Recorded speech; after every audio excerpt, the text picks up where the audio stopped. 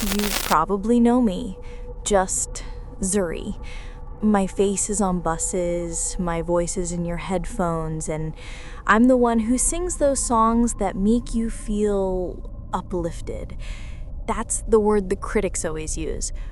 Ethereal, supernatural, a voice that channels something pure. For a long time, I believed it. I'm 25, and I've spent the last 10 years living a life that isn't real. A life scheduled in 15-minute blocks by people with clipboards. Zuri, 2 p.m. is the authenticity interview with Vogue, 2:30 is the meet and greet, 3 p.m. is the vocal steam. But the feeling? That part was real. Standing on stage, a stadium full of lights shining back at me, that's my home. I genuinely love those people. When I sing, it feels like I'm tapping into this well of light. The music just comes to me. It always has. I'd sit at the piano and the songs would just pour out, fully formed, like I was just writing them down, not writing them. I called it my inspiration. My label called it a brand identity. That's why I decided to rebrand. My label freaked out. Zuri, my manager said, his eyes wide with panic, "You're at your peak. You're a goddess. You're an inspiration. Why change a winning formula?" But I had to. I was suffocating under the weight of the Zuri brand, the perfect, uplifting, ethereal goddess. I was desperate to prove that underneath all the glitter and the marketing, there was just me, a 25-year-old woman who loves bad TV and eats cereal for dinner. This new album, this whole new era, was supposed to be my declaration of authenticity. My one goal was to show the world, and maybe myself, that I was the talent, that the gift was mine. That was the plan. Then I sat down to write the first authentic song. I cleared my schedule, no handlers, no co-writers, just me and my piano. And nothing came. I mean, nothing. Just dead, flat silence. The inspiration wasn't just dry, it was like it had never been there. I sat at that piano for 3 days. The silence in my head was so loud, it was screaming. The inspiration was gone. And that's when the real fear started. It wasn't the normal fear, the kind I've lived with my whole career, the fear of irrelevance. That one's a killer, don't get me wrong. The thought of being a where are they now, a forgotten nobody, it's kept me working 20-hour days for a decade. It's the background hum of my entire life. You're only as good as your last hit, and you're one bad album away from a VH1 special. This was new. This was worse.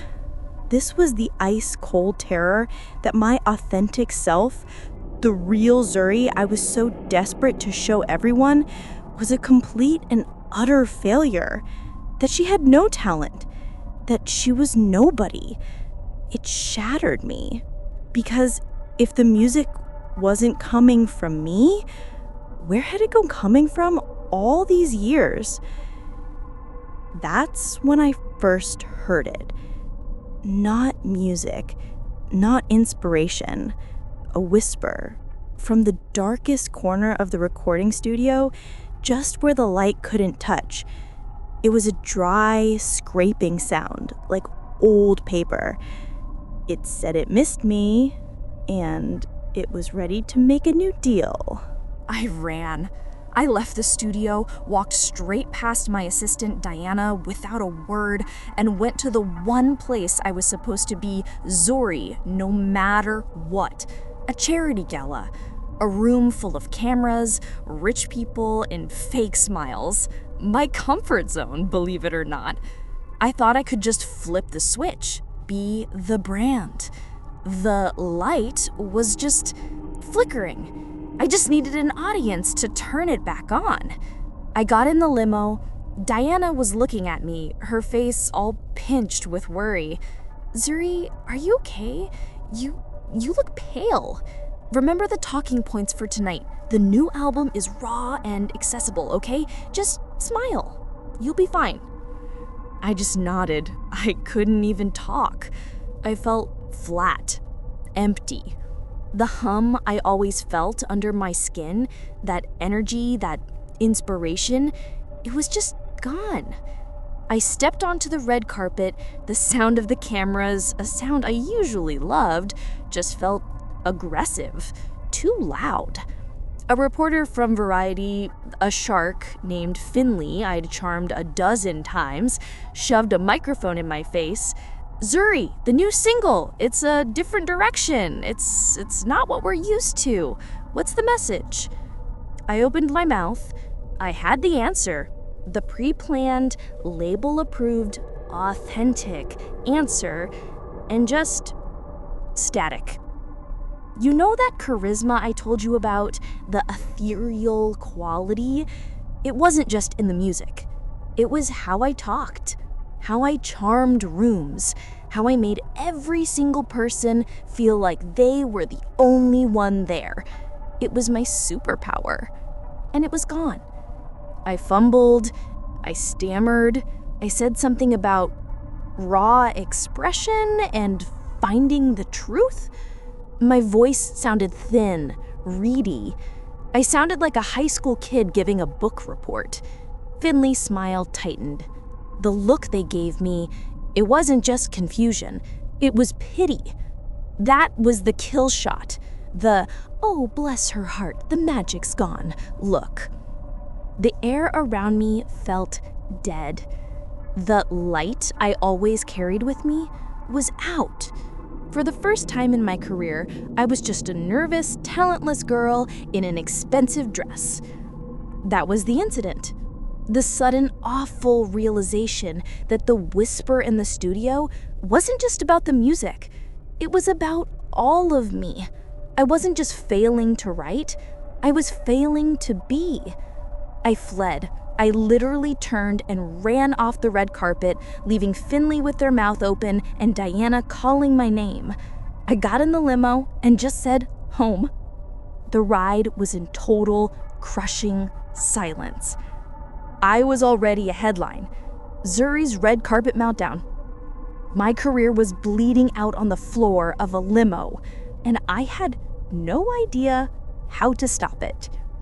I went home and locked myself in my bathroom. My new single was free-falling on the charts. My social media was a dumpster fire. The fan accounts, the ones who used to call me queen and goddess, were now just confused. What happened to the Zuri we loved? This new song is so empty. She's finally flopping. My tour manager had left 2 messages, which was code for we are about to cancel the tour. The fear of irrelevance was choking me. I was desperate. I was so desperate to feel that power again, that light. I gripped at the marble counter, stared at my reflection, and tried to force it. Come on, Zuri, I whispered.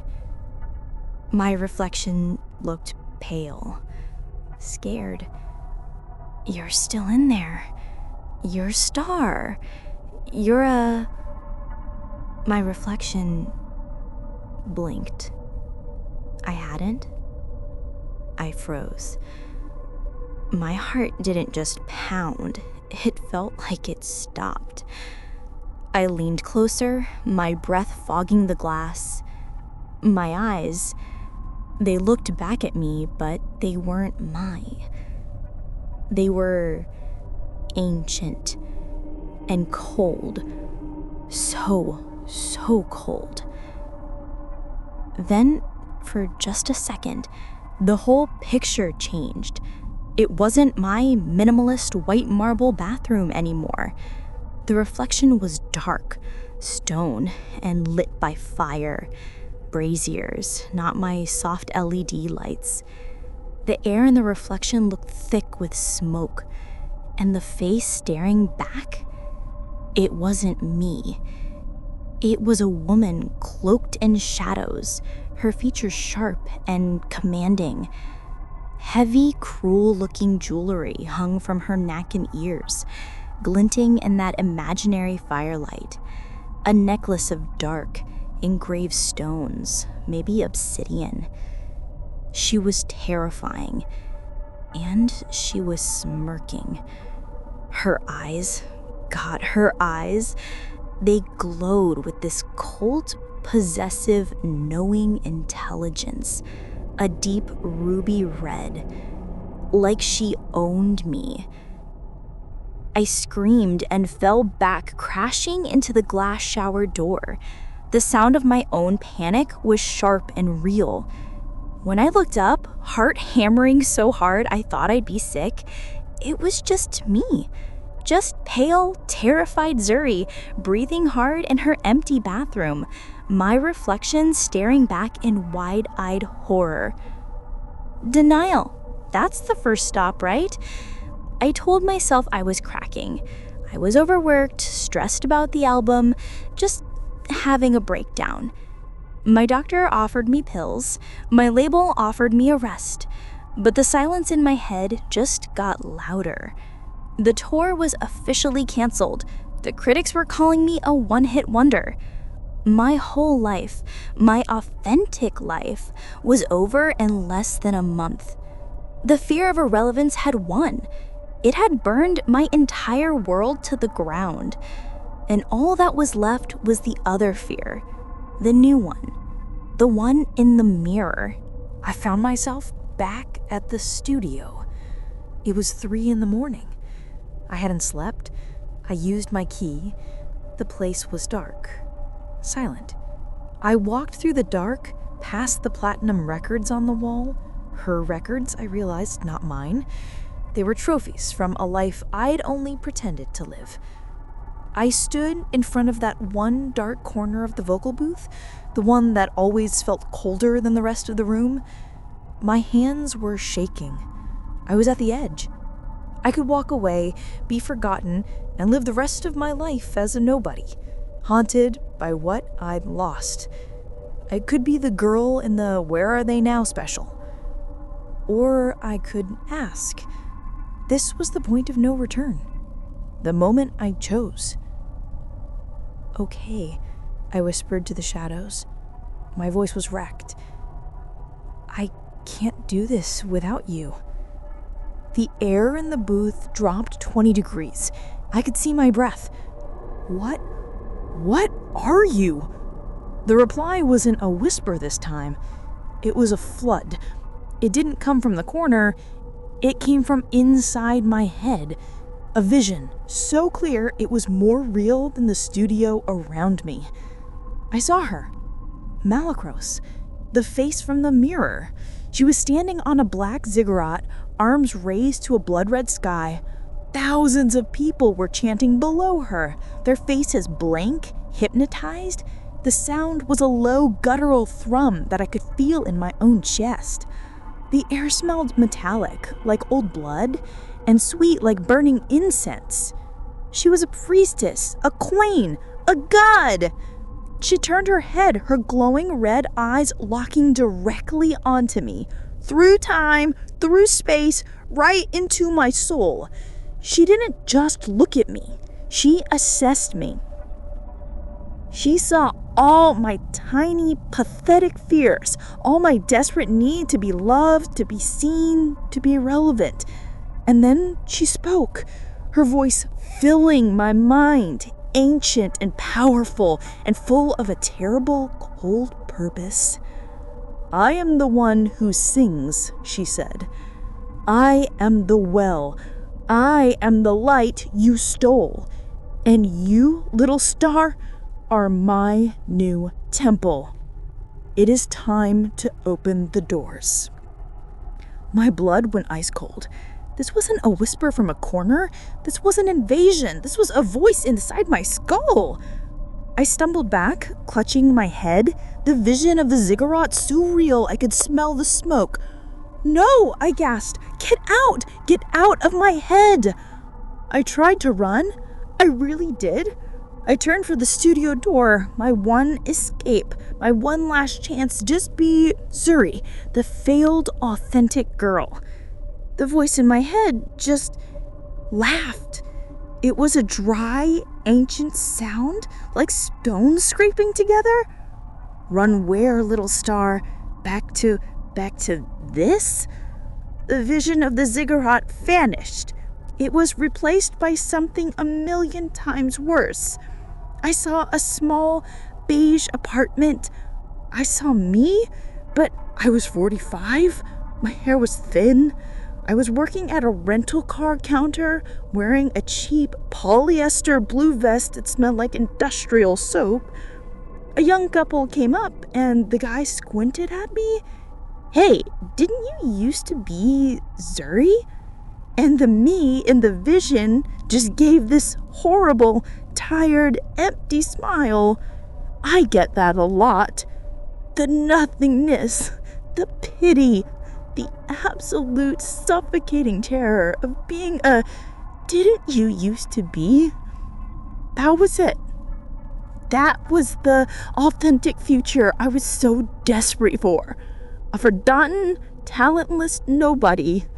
The vision snapped, and I was back in the studio, breathing hard, tears streaming down my face.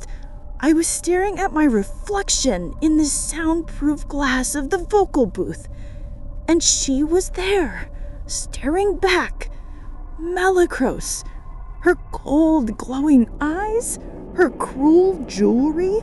She looked satisfied. "That is the truth of you," her voice said, softer now, almost seductive. "That is what you are without me. A hollow, silent, forgotten thing." She held out a hand in the reflection. "Or we can sing again. We can sing songs that will make the world kneel.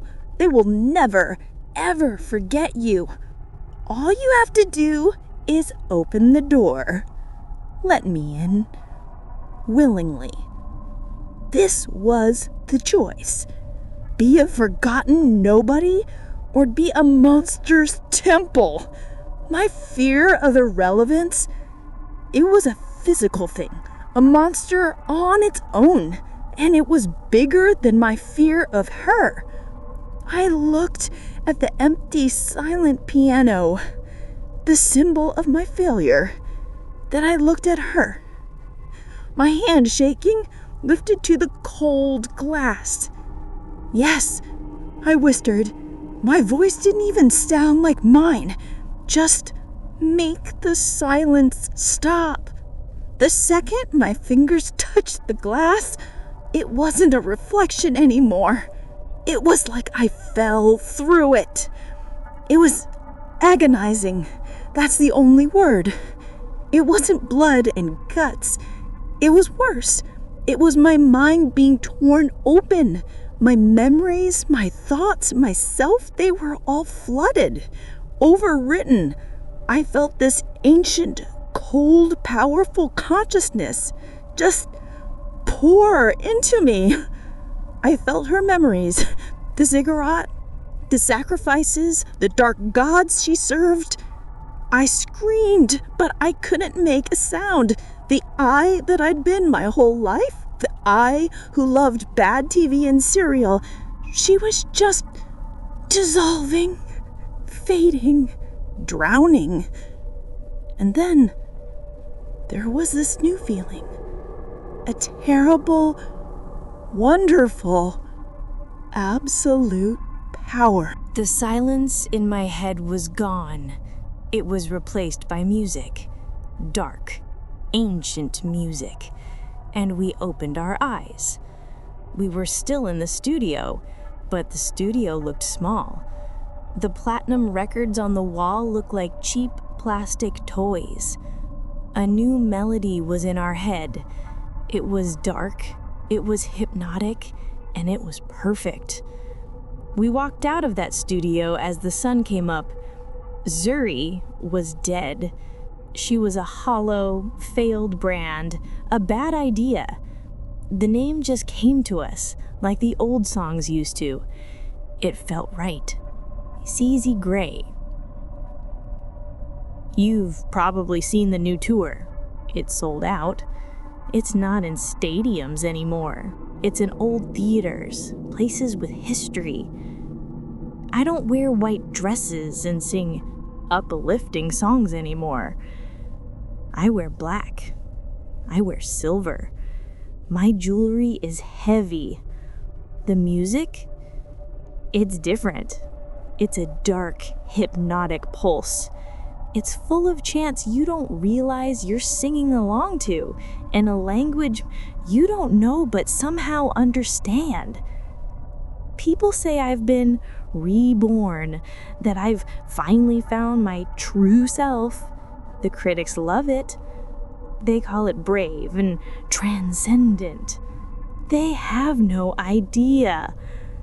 I stand on stage and I look out at the crowd. Their faces are blank. Their eyes are wide. They're all mine. They're all ours. My old fear, the one I lived with every single day, the fear of being irrelevant, it's gone forever. I will never be forgotten. I just had to kill the one thing I was so desperate to find, my authentic self. Turns out my authentic self was a nobody, and that was the one thing I just couldn't live with. Look, I'm only telling you this because I have to. Because if you ever feel that little pull, that little voice that says, I can help them, no one else understands them, you need to shut it down. You need to walk away. Don't be like me. My name is Dr. Sylvie Renaud. I was a therapist. My whole life, my entire education was built around one simple idea, that a safe, nurturing space can heal anything. I really, truly believe that. It's embarrassing, really. 6 months ago, I was fresh out of my PhD program, armed with a whole lot of debt and this burning need to fix people. I'd just been gently reassigned from my last job in grief counseling. My supervisor told me I was suffering from empathic overinvestment. I was too in it, too emotional. I cried with the client instead of just nodding. Isn't that the point? How can you help someone if you don't feel it? They told me they were giving me a less taxing caseload. Troubled teens. I was honestly excited. I know. But my PhD program, God, it was so cold. Just clinical, critical, and completely unsupportive. My advisor, a brilliant, cold man, told me my thesis on trauma recovery was sentimental. He wanted me to analyze, not feel. I was desperate to be the kind of therapist I never had. Someone who actually listens. Someone who doesn't just nod and write on a prescription pad. I was going to prove that my empathy wasn't a weakness. I was going to prove it was the cure. My biggest fear, the one that kept me up at night, it wasn't just failing. It was that my genuine, bleeding heart need to help someone could backfire. That I could listen and care and try so hard, and in the end, just make everything a million times worse. That my empathy wouldn't just be useless, it could be twisted into a weapon. That my old advisor was right all along, and I was just a naive, sentimental fool. And then they gave me his file. A 17-year-old boy. The notes were thin, but what was there was chilling. Resistant to all intervention, prone to disturbances, escalating dark ideation. Every other therapist had given up on him. The system had written him off as a lost cause. I looked at that file and I didn't feel scared. I felt a calling. This was it. This was the test. This was the deeply broken kid I was meant to save. He wasn't a lost cause. He was just misunderstood. I was going to be the one. I was going to build a bridge into whatever dark place he was in, and I was going to pull him out. I thought I was opening a door for him. I didn't realize I was just opening a door for it. The first session was quiet. He was pale, just like the file said. Gaunt, with dark circles under his eyes that looked more like bruises.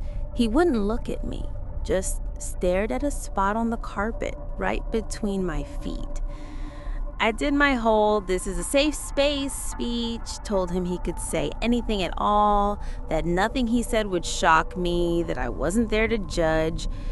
He was silent for maybe 20 minutes. I just sat with him. I'm good at sitting in silence, but this was different. The silence felt heavy, pressurized, like the air before a lightning strike. And then he just started talking. Not to me, but to that spot on the floor. He said he was having visions. He was very clear they weren't memories. He said he saw the man made of rust. He said the man scratched at the inside of his walls at night. He started describing things, grotesque things, violent, twisted visions of rituals and hunger, things a 17-year-old kid shouldn't even be able to imagine. My trauma dar was pinging like crazy. This was it. Repressed memories, complex metaphors. This is what I was trained for. This rust man was a symbol, probably for an abuser. The hunger was a desire for control. I was scribbling notes, totally focused. I was building the bridge. But as he was talking, the room got cold. I'm not talking, oh, the AC just kicked on cold. I'm talking still cold, like the air itself had just died. I remember my knuckles going white on my pen. I could see my breath. And I smelled something, faint but sharp, like old, wet pennies, a coppery smell. When the hour was up, he just stopped, mid-sentence, stood up, and walked out. The second the door clicked shut, the cold just evaporated. The room felt normal again. I was left there shaking a little, with the legal pad full of absolute horror. But I wasn't scared. I was convinced. This kid was in deep, deep trouble, and I was the only one who saw it. The sessions continued. The visions he described got worse. The cold in the room got colder. The coppery smell got so strong that one day I actually checked the vents for a dead animal. I was documenting everything, obsessively. My supervisors were not happy. "You're getting too close, Sylvie. Maintain professional boundaries. These are just dark fantasies. You're encouraging him." I ignored them. How could I not? This boy's life was on the line. I could feel it. They were being cold, just like my advisor. They didn't understand. I did. The first real scare the one that made me question me, it wasn't even in a session. I was working late, transcribing my audio notes from that day.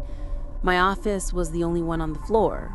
It was maybe 9 at night, totally quiet, just a click-clack of my keyboard. I'm listening to the recording on my headphones just to make sure I got the wording right. His voice is on the recorder, that same flat monotone. And the rust man whispers. He whispers about the salt. And then on the recording, I heard another voice. It wasn't me. It wasn't him. It was this low, guttural chanting. It was so quiet, I almost missed it, hiding right under his words. A rhythmic, throaty sound, like someone trying to speak while gargling water.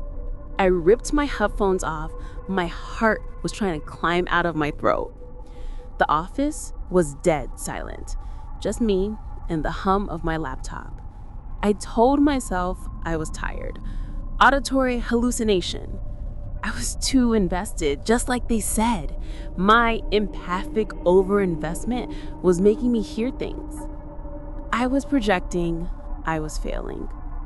I played the file again, this time through the laptop speakers. His voice whispers about the salt. Nothing. Just his voice. Just silence underneath. I must have played it 20 times. It was gone. I packed up and practically ran out of that building, but I couldn't shake it. That was the first time I thought, not this is trauma, but what if this is real? I tried to pull back. I really did. For 2 days, I focused on my other clients. I went to yoga. I tried to maintain boundaries. I tried to be the cold, clinical therapist they wanted me to be. Then I got a call. His mother. Oh, his mother. I'd only met her once at the intake. She was beautiful, charismatic, all smiles and expensive-looking teeth. She charmed my entire department.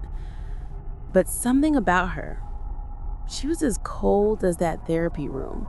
When I shook her hand, it was like touching a marble statue. She calls me, and her voice is full of panic. She's had a terrible night, doctor. A complete breakdown. He's asking for you. I know it's irregular, but he won't talk to anyone else. He keeps asking for Dr. Sylvie.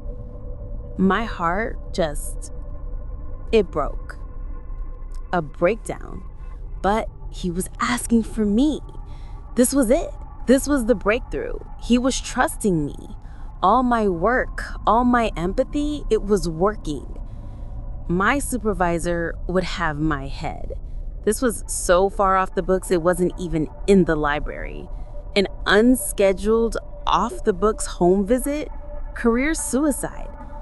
But I thought about him, alone in that house, seeing the rust man. I thought, his life is in imminent physical and mental danger. This wasn't a boundary violation. This was a rescue. I grabbed my keys. I'm on my way. I pulled up to their house. It was perfect. One of those big, dark windowed homes in the old part of town. Perfect lawn. Dead quiet. The kind of quiet that feels heavy. His mother opened the door before I even knocked. She was wearing a silk robe. She just smiled. He's in his room. He's so glad you came. The house was silent and cold. That seemed dead, still cold from the office. She pointed up the stairs. Just up there. He's waiting. I walked up. The coppery smell was so strong I almost gagged. It was coming from his room. I got to his door. It was open, just a crack. "Hey," I whispered. "It's me. It's Dr. Sylvie. Can I come in?" I pushed the door open. The room was dark, but it wasn't empty. He was there, the boy. He was sitting on the floor, but not sitting. He was contorted, like his joints were all wrong, bent the wrong way. He wasn't alone. There were shadows in the corners of the room, and they weren't just shadows. They were lumpy, and they were moving. He turned his head to look at me. The sound was like old wood snapping, and his eyes, I'm telling you, his eyes, it weren't his eyes. They were just black. Two pits of wet, shiny black. He smiled, and it wasn't his smile. I heard the click of the front door locking downstairs, and then I heard his mother. From the bottom of the stairs, her voice not charming at all. It was flat and hard and hungry. "Thank you for coming, doctor. The vessel is prepared, but Morthos is so very particular about his meals." I froze. Just froze. My entire education, all my training, it just evaporated. The only thing in my head was run. I tried to back out of the room. The shadows, the lumpy ones, they uncurled. They were people in masks, hooded robes. They'd been in the room with him this whole time. I turned and scrambled for the stairs. She was standing at the bottom, that same cold, beautiful smell on her face. "Now, doctor," she said like she was scolding the child, "we can't have you leaving. You're the guest of honor." "What's wrong with him?" I yelled. My voice sounded thin, pathetic. "He's sick. He needs help." She laughed. A real, actual laugh. "Oh, he was sick. Then he was almost ready. And then you came." What are you talking about?" "Your sessions." She said the word like it was something filthy. "Your little safe space. Murthos demands a vessel of perfect darkness. We were so close, but your empathy, your healing, it was purifying him, spoiling the offering." Morthos was displeased. And that's when my blood just stopped. It wasn't a metaphor. It wasn't trauma. It was real. In my therapy, my empathy, it had worked. And it had backfired. "He's angry," she said, her smile dropping, "but he's also grateful. You've given him a much better gift." "Me?" "Of course. An idealistic healer, a pure, nurturing soul, so desperate to help." She stepped aside. The hallway to the front door was dark. "He finds you delicious." I didn't think. I just ran. I pushed past her and sprinted for the front door. I fumbled with the deadbolt. It wouldn't turn. Then wham, the hall closet door flew open. Another masked figure grabbed me. I screamed and threw myself backwards, breaking free. I ran for the kitchen. There has to be a back door. The lights went out. The whole house plunged into that bone-deep, unnatural cold.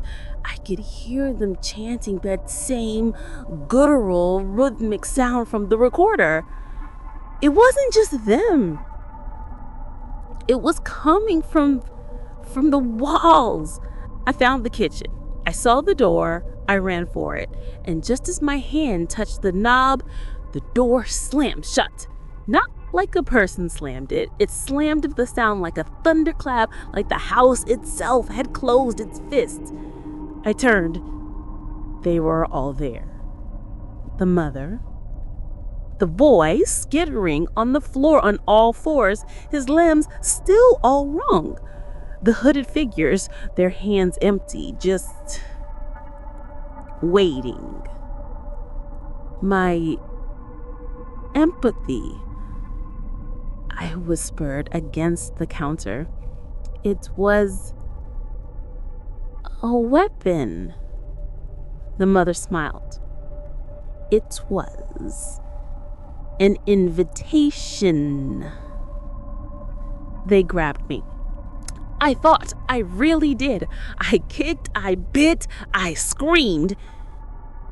It didn't matter. They were so strong. They dragged me, scraping my knee on the hardwood floor, past the stairs to a door I hadn't seen, a door to the basement. The smell. God, the smell. It was incense and that coppery wet penny smell, but 1,000 times stronger. It was the smell of a slaughterhouse. They dragged me down into the dark. When I woke up, I wasn't in the kitchen. I was lying on something hard and cold. Stone. I was in the basement. It was a temple. Candles everywhere, casting long, sick, moving shadows. The chanting was loud now, echoing off the stone walls. I was on an altar, a flat black stone altar, and I was tied down. Leather straps tight around my wrists, my ankles. The boy was in the corner, quiet, just watching me with those black eyes. The mother was standing over me. She wasn't in her silk robe anymore. She was wearing something ceremonial, black and red. She had a knife, an old, wavy-looking thing. "Don't you see, Sylvie?" she whispered, her face close to mine. I could smell the incense on her breath. "It's perfect. Your entire life you were desperate to validate your path, to prove you could heal. And you did." I tried to speak, but my throat was so dry. "You proved your empathy is real," she cooed. "It's so real. It called to us. It's so real. It's gonna save us all." I saw it then. My whole life. That cold PhD program, my unsupportive supervisors, my desperate, aching need to prove I was right, that caring wasn't a weakness, that empathy could save a broken boy. And it was all true. My empathy was a weapon. My desire to help was twisted. It wasn't my weapon. It was theirs. The chanting got louder. The air got so cold it burned. And the shadows in the corners of the room, they started to grow, to merge. A vast, suffocating thing was unfurling above me. It had no shape, just pressure and cold and that terrible, terrible smell. This was Morthos, and he was hungry. This is it. This is the horrifying, irreversible consequence. My professional incompetence was that I was a bad therapist. It was that I was a good one. This is what I wanted to tell you. This is why you can't ever be like me. I just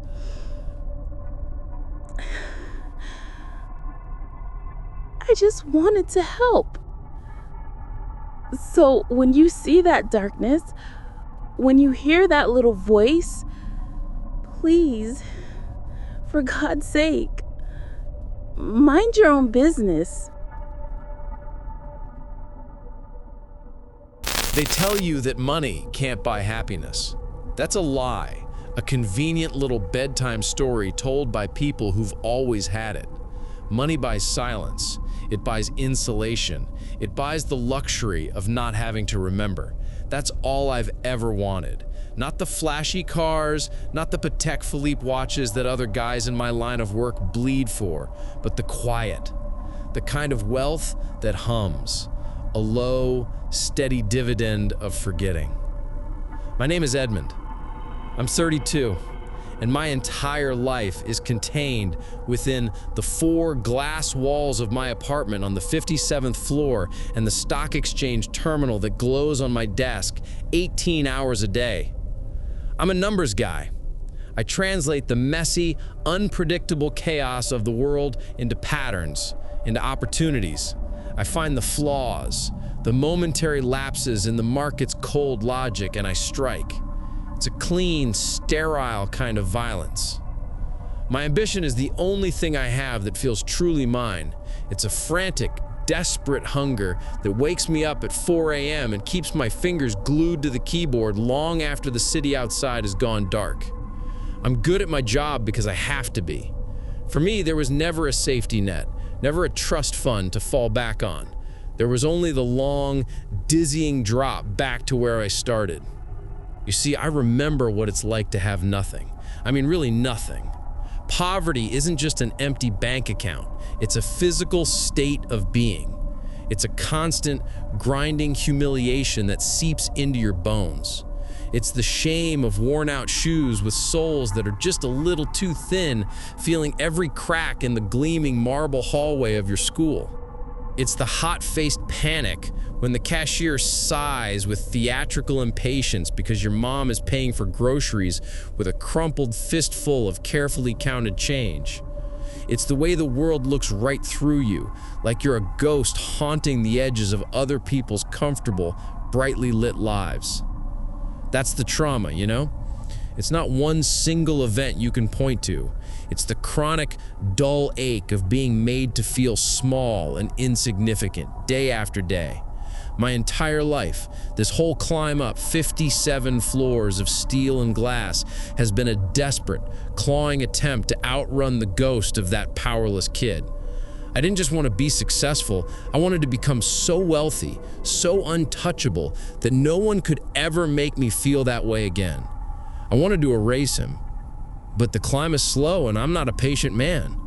The ghost is always there, right at my heels. The breaking point wasn't a market crash or a catastrophic loss. It was small, petty, and deeply humiliating. A merger I had spent 6 brutal months structuring, a deal that was supposed to be my masterpiece, was snatched away at the last second. Not by a competitor, but by the smirking son of a board member, a kid named Brandon, who had the right last name and none of the scars. He killed the deal and repurposed my research for his own vanity project. And in the sterile quiet of the boardroom, everyone just nodded along. They looked at me with that familiar, dismissive pity. The ghost of the kid with the worn-out shoes was standing right there beside me, and for the first time in years, I felt him as solid as flesh and bone. I walked out of that building without a word, the sound of their polite, meaningless apologies chasing me down the hall. I just walked, the city lights blurring into a meaningless smear. I was drowning, and the 57th floor felt a million miles away. That's when I saw the bar. It was tucked between a new, sterile high-rise and a derelict brownstone, a place that had no right to exist in the hyper-modern geometry of downtown. It was called The Last Drop. The sign was a simple tarnished brass plate, the door a heavy slab of dark, unpolished wood that looked like it had been there for centuries. I'd walked this street 1,000 times on my way to the office and never seen it. It felt like it had been waiting for me, a trap laid in the very architecture of the city. Pulled by an instinct I didn't understand, a moth-to-flame kind of compulsion, I pushed the door open and stepped inside. The air was cool and still, smelling of old wood, leather, and expensive whiskey. It was quiet, timeless. No screens, no thumping music, just the low murmur of a few hushed conversations and the clink of ice in heavy glasses. And she was there, sitting at the far end of the bar as if she owned the place, a throne in the dim light. She wasn't just beautiful, that word is too small, too common. She was inevitable, dressed in a simple black dress that seemed to absorb the light around her. Her presence filled the room. When she turned to look at me, the casual conversations around us just seemed to stop. Her smile was a work of art, but her eyes were the things that held me. They were dark and ancient, and they weren't reflecting the light of the bar. They were reflecting me. All of my clawing ambition, all of my gnawing fear, all of my grinding, desperate need.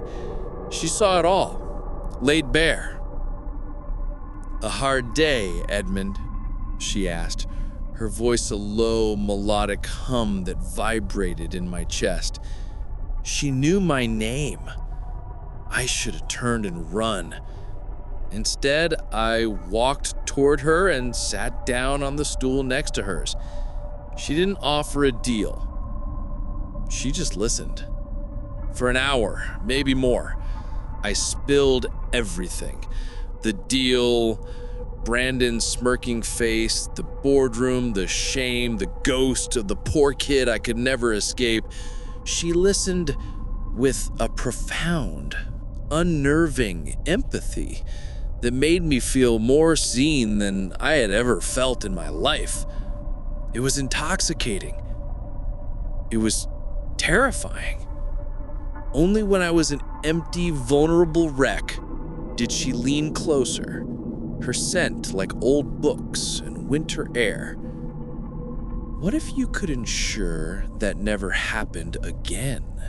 she whispered, her voice wrapping around the rawest parts of my insecurity.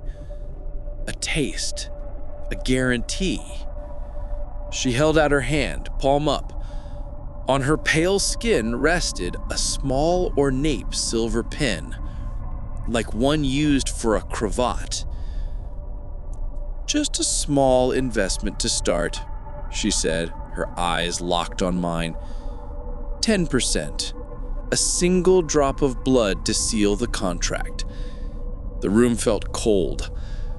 The word soul hung unspoken in the air between us, thick and heavy. But all I could see was Brandon's face. All I could feel was the burning shame of that boardroom. I took the pin. The prick on my thumb was a tiny, sharp pain, and the single drop of blood that welled up was impossibly dark against her pale skin. She simply closed her hand over it and smiled, that hungry, knowing smile again. "The dividend will be paid tomorrow." I woke up in my own bed, the morning sun screaming through the glass walls of my apartment. My head throbbed. My thumb was fine. There was no mark, no cut, nothing. It had to be a dream, a stress-induced hallucination brought on by the worst day of my professional life. I laughed at myself, a harsh, hollow sound in the silent apartment. A supernatural bar? A deal for a drop of blood? I was losing my mind. Then I turned on my terminal. There was an urgent message from the senior partner, timestamp 3:17 a.m. The board had held an emergency vote overnight. Brandon's vanity project was dead, deemed fiscally reckless and strategically unsound. My original merger was back on the table. fast-tracked for immediate approval. My name was being credited for demonstrating foresight and saving the company from a catastrophic error in judgment. It was impossible. It was a miracle. It was terrifying. I spent the rest of the day in a daze, my success feeling like an intoxicating poison. Every congratulatory email, every respectful nod in the hallway felt both earned and stolen. The deal was done by noon, and the profits were astronomical. That evening I walked for hours, my mind racing, trying to find the last drop. It was gone. The space between the new high-rise and the derelict brownstone was just a brick wall, covered with years of grime and faded graffiti. There was no door, no brass plate, no sign it had ever been there. But I knew. The denial was a thin, brittle shield against a horrifying truth. The success was real. And so was she. The quiet I had bought wasn't the peace I had imagined. It was the silence of a part of myself that was now gone forever. And as I stood there, staring at that brick wall, a new, terrifying thought surfaced, colder and sharper than any fear I had ever known. 10% wasn't enough. The next deals were easier. After a year of unprecedented success, I wanted a promotion to vice president, a position that should have taken me another 5 years to reach. After a week of frustration, of seeing a less qualified colleague getting the inside track, the last drop appeared on my walk home. She was waiting. 20%. I didn't even hesitate. The next day, my rival was out, transferred to the London office after a sudden family emergency. The job was mine. With the promotion came a colder, sharper focus. I remember getting a call from an old friend from college, someone I used to talk with for hours. He was telling me about his new baby, his voice thick with emotion. I found myself checking market futures on my second monitor, waiting for him to finish. The story of his life, nothing more than an inefficient use of my time. A few years after that, I wanted a partnership. It appeared again, this time on our rainy Tuesday night. 30%. The prick of the pen was a familiar comfort now. The dividend came in the form of my mentor's sudden early retirement. He left me his entire portfolio. He also left a wife and family who, I heard later, were devastated by his abrupt decision to disappear. I felt a flicker of something. Maybe guilt, but it was like a faulty connection, a spark that failed to ignite. My empathy had become a tool, something to be mimicked in negotiations, but never truly felt. I was becoming a perfect instrument of commerce, sharp and sterile and empty. The ghost of the poor kid was gone. I had erased him completely. But I was starting to realize that I had replaced him with nothing but a void. And yet, the hunger remained. There was one last ceiling, one final wall to break through. I didn't want to be a player in the game anymore. I wanted to own the whole damn casino. This time, I hunted for the bar. It wasn't a casual stroll, it was a frantic, desperate pilgrimage. For 3 nights I walked the financial district, my feet aching, my eyes scanning every alley and doorway. The need for it was a physical craving, an addiction. The silence I had purchased was no longer enough. The void inside me had grown, and with it, the hunger. I wasn't just chasing success anymore. I was running from the terrifying emptiness that had taken its place. I needed the final fix, the one that would silence the questions, the one that would make the emptiness irrelevant. I needed to win so completely that there was nothing left to want. On the 3rd night, as I was about to give up, there it was. Not tucked between buildings, but standing alone on a corner I swore had been empty a moment before. She was waiting, a glass of dark liquor untouched on the polished wood before her. She didn't have to ask. The question was in her ancient, knowing eyes. "Everything," I said, my voice hoarse, a stranger's voice coming from my throat. Whatever is left. I want it all. I want to see the whole board, every move before it's made. She smiled, but for the first time, it wasn't just hungry. It was a slow, sad, almost pitying expression. 100% is a significant position, Edmund, she said softly, her voice like velvet and ice. The dividend is total. There are no more transactions after this one. Are you sure you will understand the terms? I don't care, I said, the words tasting like ash. I just want to win. She nodded slowly, as if accepting a final solemn prayer. She slid the silver pin across the bar. I didn't hesitate. There was no ceremony to it this time, no moment of reflection. It was just a need. I drove it deep into my thumb, squeezing out a single final black drop of blood.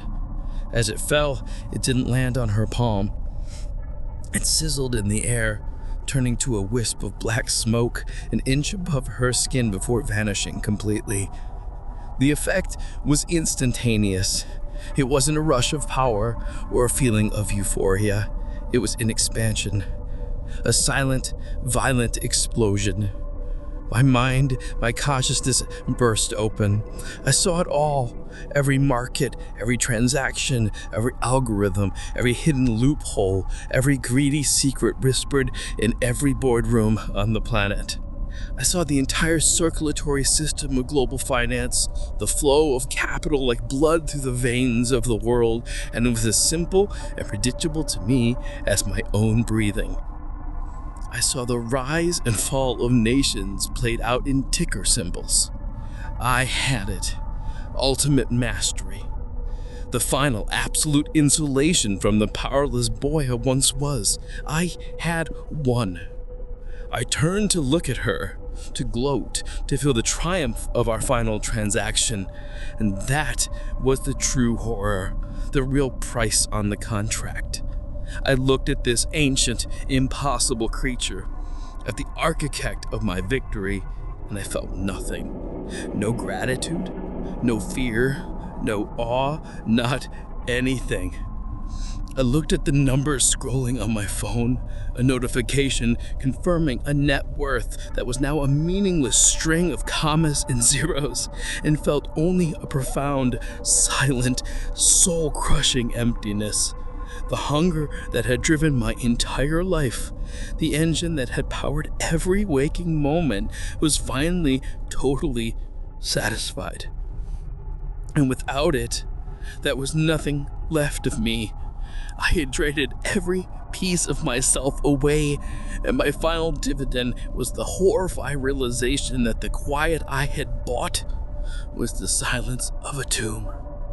I don't know how many years have passed. Time, like profit and loss, has become an abstract concept. A variable in a system I now fully comprehend, but cannot feel. I now own this place, or perhaps I simply haunt it. The last drop is my balance sheet, my entire world. It appears when the need is great enough, a beacon for the desperate and the ambitious. I am its silent, eternal proprietor. The transactions continue, but the dividends are no longer mine to collect.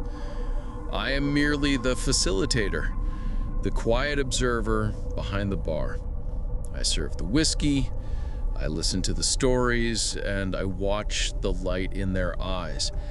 The brilliant spark of human desperation, of fear and hope and hunger.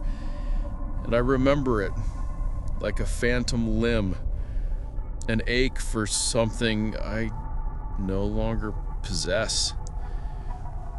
Tonight, a young woman sits where I once sat, her shoulders shaking with quiet, desperate sobs. Her startup, her dream, has been crushed by a competitor with deeper pockets and fewer morals. She has nothing left.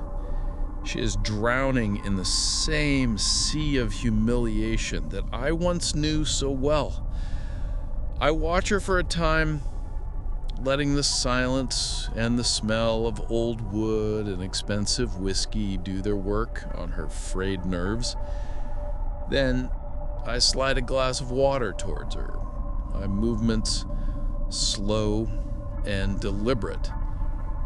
She looks up, her eyes red-rimmed and full of the same raw, grinding shame I remember so well, the same hunger. I see myself in her, the ghost of the boy with the worn-out shoes. It should be a moment of connection, of empathy. It is not. It is merely a moment of recognition. A pattern I understand. I lean in, my voice a low, melodic hum, perfectly calibrated to soothe, to understand, to seduce. It's her voice, I realize, coming from my mouth. A hard day, I ask, and I see all of her pain reflected in my own empty eyes. What if, I whisper, offering a small, sad, hungry smile that is no longer mine, what if you could ensure that never happened again? On the bar between us, a single ornate silver pin gleams in the dim, timeless light.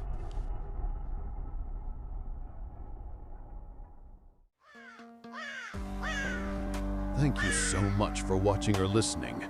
The things that go bump in the night are hungry for attention. By liking and subscribing, you're telling me you want more. You're helping me bring even more chilling tales and terrifying content to life.